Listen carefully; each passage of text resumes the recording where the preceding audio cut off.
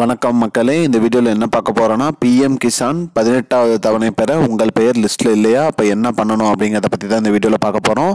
நம்ம சேனலுக்கு யாராவது புதுசாக வந்திருந்தீங்கன்னா மறக்காமல் நம்ம சேனலை சப்ஸ்கிரைப் பண்ணி பெல் ஐக்கானை கிளிக் பண்ணி வச்சுக்கோங்க. இந்த வீடியோக்கு ஒரே ஒரு லைக்கை மட்டும் கொடுத்துருங்க. வாங்க வீடியோக்குள்ளே போகலாம். அதாவது பிஎம் கிசான் திட்டம் அப்படின்னா என்னென்னா பிரதான் மந்திரி கிசான் சம்மன் நிதி யோஜனா திட்டம். இந்த திட்டத்தோட பெயர் இந்த திட்டம் பார்த்திங்கன்னா ஏழை எளிய விவசாயிகளுக்கு நிதி வழங்கக்கூடிய திட்டம். மத்திய அரசால் கொண்டு வரப்பட்ட திட்டம்.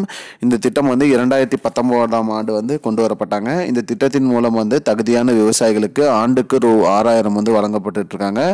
மேலும் ரூபாய் 6,000 4 மாதங்களுக்கு ஒரு டைம் 3 தவணையாக, அதாவது 2000 வருடத்திற்கு வழங்கிட்டு வராங்க. அந்த வகையில் பார்த்தீங்கன்னா சமீபத்தில் பார்த்தீங்கன்னா 17 தவணை இந்த திட்டத்தில் வழங்கிட்டாங்க. 18வது தவணை வழங்குறது தாமதமாகுது, ஒரு சில பேத்துக்கு வரல அப்படிங்கிறாங்க. அது என்ன எதனால் அப்படின்னு பார்த்தீங்கன்னா உங்கள் பெயர் லிஸ்ட்டில் இருக்கா இல்லை ரிஜெக்ட் பண்ணிட்டாங்களா இல்லையாங்கிறது தான் பார்க்கணும். மேலும் இகேஒய்சி அப்டேட் பண்ணாதவங்களை உடனே அப்டேட் பண்ண சொல்கிறாங்க. இகேஒய்சி அப்டேட்டில் இல்லைனாலும் நிதி வர்றதில் தாமதமாகும் அப்படின்னு சொல்லியிருக்காங்க. உங்கள் பேர் இருக்கா இல்லையான்னு எப்படி செக் பண்ணுறதுங்கிறத பார்ப்போம். முதல்ல பிஎம் கிசான் திட்டத்தோட அஃபிஷியல் வெப்சைட்டை ஓப்பன் பண்ணிக்கோங்க. அதில் டேஷ்போர்டு கிளிக் பண்ணிவிட்டு அதில் ஸ்டேட்டு கிளிக் பண்ணி ஸ்டேட்டை என்ட்ரு பண்ணுங்கள். அதுக்கப்புறம் டிஸ்ட்ரிக்ட் கிளிக் பண்ணி டிஸ்ட்ரிக்ட் என்ட்ரு பண்ணுங்கள். அதுக்கடுத்து தாலுக்கா கிளிக் பண்ணி தாலுக்காவை கரெக்டாக போட்டுக்கோங்க.